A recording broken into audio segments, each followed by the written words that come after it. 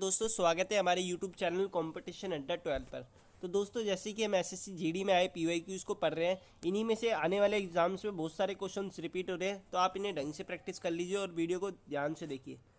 तो चलिए शुरुआत करते हैं। निम्नलिखित में से भारत के किस पड़ोसी देश का राजधर्म इस्लाम है? तो इसका करेक्ट आंसर है दोस्तों पाकिस्तान।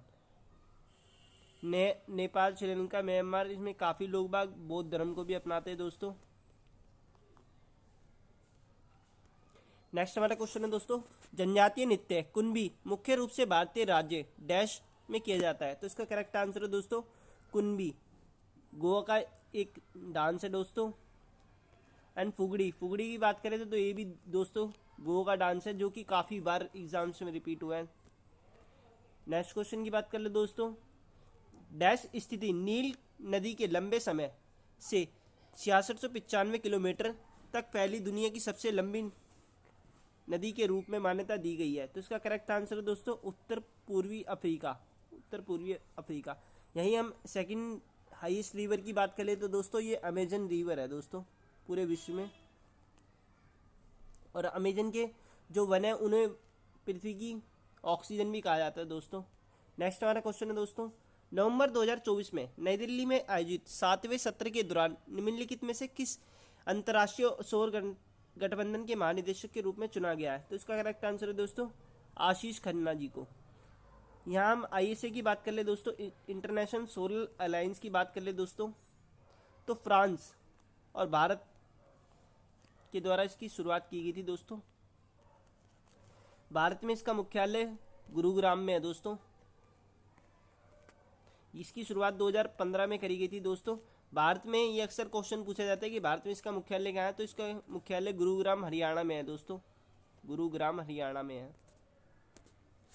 नेक्स्ट हमारा क्वेश्चन,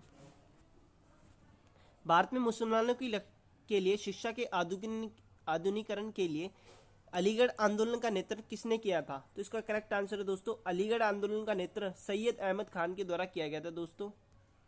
नेक्स्ट हमारा क्वेश्चन है दोस्तों, इमानी शंकर शास्त्री ऐसे पहले कर्नाटक वादकों में से थे जिन्होंने किस संगीत वाद्य यंत्र की पूरी क्षमता का उपयोग करने के लिए संपर्क माइक्रोफोन कॉन्टैक्ट माइक्रोफोन का उपयोग किया था? तो इसका करेक्ट आंसर है दोस्तों वीणा। इमामी शंकर शास्त्री जी का संबंध वीणा से है दोस्तों। नेक्स्ट हमारा क्वेश्चन है दोस्तों, अभी नेक्स्ट वीडियो में इसे पढ़ा के रहे दोस्तों, और ये काफ़ी बार एग्जाम्स में रिपीट हुआ है। 86वें संविधान संशोधन द्वारा संविधान के 11वें मौलिक कर्तव्य को जोड़ा गया, जो कि 2002 के अंदर जोड़ा गया था दोस्तों। इसमें 11वें मौलिक कर्तव्य की बात कर ले तो दोस्तों ये 151 के 11 में है, 51 ए के 11 के अंदर है, पार्ट की सबसेक्शन 11 में। इसमें इस सेक्शन के अंदर दोस्तों इसमें स्पष्टता कहा गया है दोस्तों कि माता पिता और अभिभावकों द्वारा 6 से 14 वर्ष तक की आयु के बच्चे को शिक्षा के 6 to 14 वर्ष की आयु के बच्चे को शिक्षा के अवसर प्रदान करने पड़ेंगे और उन्हें शिक्षा प्रदान प्राप्त करवानी होगी।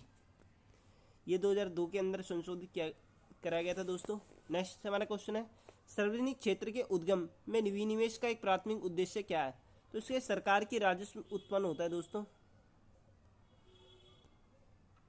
जैसे कि हम सार्वजनिक क्षेत्र के उद्गमों में विनिवेश करते हैं, यानी कि इन्वेस्टमेंट करते हैं, इसका प्राथमिक उद्देश्य है कि सरकार को राजस्व प्राप्त उत्पन्न होता है, यानी कि सरकार की आमदनी बढ़ती है दोस्तों।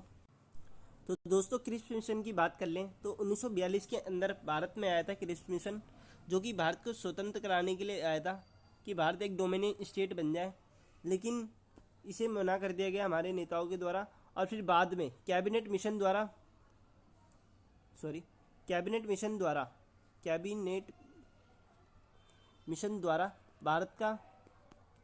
भारत को आज़ादी प्राप्त करी गई और भारतीय संविधान का निर्माण करा गया दोस्तों। कैबिनेट मिशन की बात कर ले तो ये 1946 में 1946 के अंदर आया था दोस्तों। राज्य के नीति निर्देशक सिद्धांत direct principle of state policy भारतीय संविधान के किन अनुसूची के अंतर्गत सूचीबद्ध है? तो इसका करेक्ट आंसर है दोस्तों आर्टिकल 36 से 51 में। इसे मैं काफ़ी बार पहले रिपीट करा चुका हूँ दोस्तों। पार्ट 1 और पार्ट 2, पार्ट 3, पार्ट 4 से तो आपके काफ़ी क्वेश्चंस आ रहे हैं, तो आप इन्हें अच्छे से पढ़ के जाइए और काफ़ी अच्छे से लर्न कर लीजिए। फर्स्ट पार्ट की हम बात कर लें दोस्तों, तो ये फर्स्ट आर्टिकल 1 to 4 तक है। इसके अंदर भारतीय संविधान के राज्यों को संघ की बात करी गई है दोस्तों। भारत एक राज्यों का संघ होगा। एंड नेक्स्ट हम सेकंड पार्ट की बात कर ले तो दोस्तों से ये सिटीजनशिप से रिलेटेड है, जो कि आर्टिकल 5 से 11 से तक है। इसके अंदर टोटल आर्टिकल दोस्तों 7 है, ये भी पूछा गया था एक बार एग्जाम में। एंड थर्ड पार्ट की बात कर ले तो दोस्तों ये जो सेकंड पार्ट है ये सिटीजनशिप हमारे नागरिकता से जुड़ा हुआ है दोस्तों। एंड थर्ड पार्ट की बात कर ले तो दोस्तों ये हमारे मौलिक कर्तव्यों से जुड़ा हुआ है, जो कि फंडामेंटल राइट है। इसके अंदर आर्टिकल 12 से 35 तक होता है दोस्तों। आप ये भी देख लीजिए, अक्सर एग्जाम में बच्चे गलती कर जाते हैं कि 12 से 35 तक है। निम्नलिखित में से किस महापुरुष ने असम के सत्याग्रह नृत्य की शुरुआत की थी? तो देख लीजिए, असम की जो सत्याग्रह नृत्य है वो असम से रिलेटेड है और इसकी शुरुआत श्रीमंत शंकर देव जी। ये मैं नेक्स्ट वीडियो में क्वेश्चन करा के आ रहा हूँ, जो कि अभी हाल ही में एसएससी जीडी के पीवाई की उसमें आया है। नेक्स्ट क्वेश्चन है दोस्तों, निम्नलिखित में से कौन सी नदी प्रायद्वीपीय पठार से नहीं निकलती? तो इसका करेक्ट आंसर है दोस्तों गंडक नदी। महानदी भी हमारे प्रायद्वीपीय पठार से निकलती है, सोन नदी भी और चंबल भी। गंडक नदी नहीं है। नेक्स्ट हमारा क्वेश्चन है दोस्तों, अर्थशास्त्र इकोनॉमिक्स में निम्नलिखित में से कौन सी धारणा एक समय को में परिभाषित की जाती है? तो इसका आंसर है दोस्तों केवल प्रवाह जो होता है फ्लो, वो एक वर्ष के अंदर मापी जाती है दोस्तों, या परिभाषित की जाती है। जो स्टॉक होते हैं वो आज का स्टॉक होता है, जैसे कि आज हमारे पास इतनी वस्तुएं मौजूद हैं तो वो आज की स्टॉक होता है। फ्लो होता है जो पूरे वर्ष में काउंट करा जाता है दोस्तों, वार्षिक रूप से। भारत का सबसे पुराना फुटबॉल क्लब कौन सा है? तो इसका करेक्ट आंसर दोस्तों शारदा एफसी भारत का सबसे पुराना फुटबॉल क्लब है दोस्तों।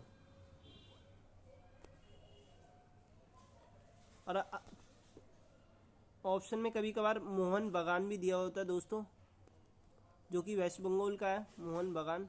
ये भी काफ़ी ओल्डेस्ट उसमें से काउंट होता है। नेक्स्ट क्वेश्चन है दोस्तों, लार जंतुओं में भोजन के पाचन में सहायता करती है। ये क्या करती है? ये जो स्टार्च होता है ना दोस्तों, जिसे हम मंड कहते हैं, को शर्करा में विघटित करती है। लार जो होती है हमारी, वो स्टार्च को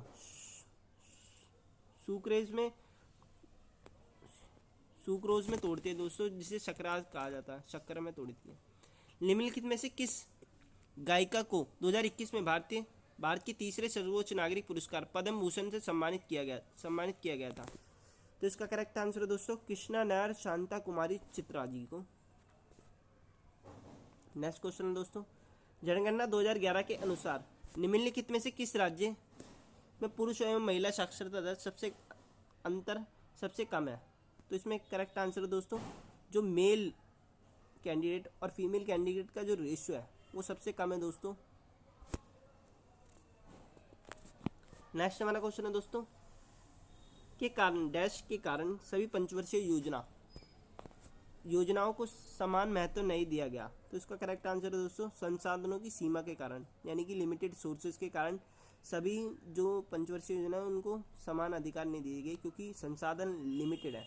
ये मौलिक इकोनॉमी की वो होती हैं 3 परेशानियां, संसाधन सीमित है और आवश्यकताएं असीमित है और उनके वैकल्पिक प्रयोग है दोस्तों। ये आप 12वीं क्लास की इकोनॉमिक्स की क्लास में पढ़ के आएंगे दोस्तों, कि जो आवश्यकता है यानी कि वांट्स, आप चाहते हैं कि मैं पेट्रोल का वैकल्पिक जगह यूज़ कर लूँ और बहुत ज़्यादा पेट्रोल का यूज़ करना चाहते हैं, लेकिन पेट्रोल एक लिमिटेड सोर्सेज है दोस्तों।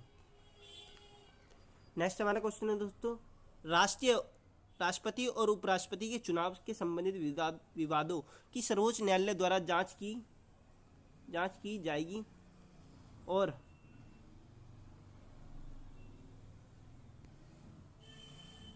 निर्णय लिया जाएगा, जिसका निर्णय अंतिम होगा। यह उल्लेख संविधान के किस अनुच्छेद के अंतर्गत किया गया था?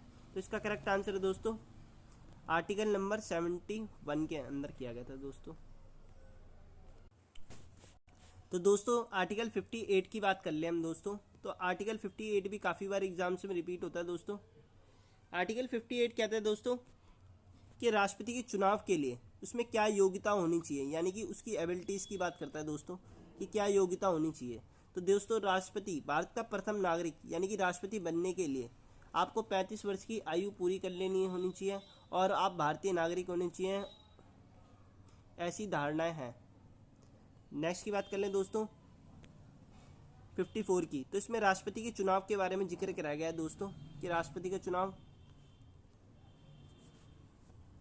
चुनाव के बारे में कि वह देश का मुखिया होगा, वह भारत का प्रथम नागरिक होगा। ये क्वेश्चन भी अक्सर एग्जाम में पूछ लिया जाता है कि भारत का प्रथम नागरिक कौन है, तो वो राष्ट्रपति जी है हमारे। एंड 74वें इसकी बात कर लें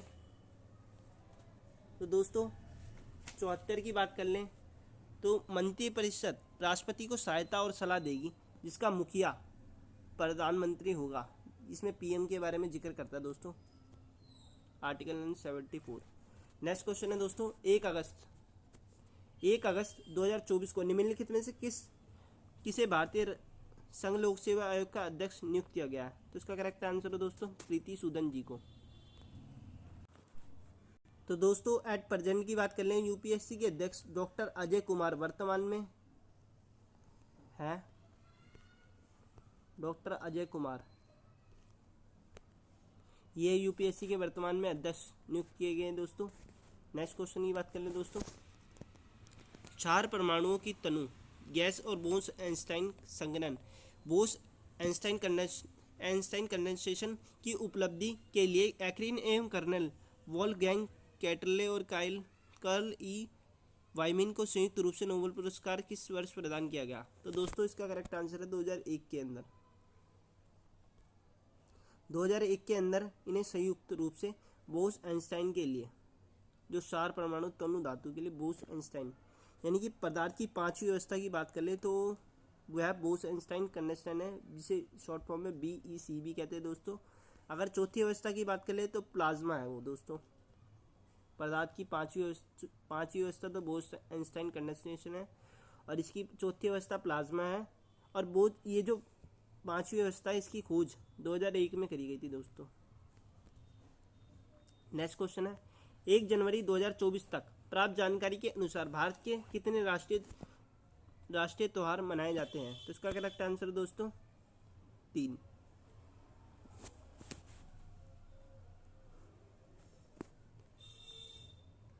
राष्ट्रीय बहुआयामी गरीबी सूचकांक एक प्रगति समीक्षा 2023 के अनुसार भारत के बहुआयामी गरीबी की गणना करते समय कितने संकेत शामिल किए गए हैं, तो इसका करेक्ट आंसर है दोस्तों 12। ये भी काफ़ी बार एग्जाम्स में रिपीट हो चुका है, तो आप इसे डबल स्टार मार्क कर लीजिए दोस्तों।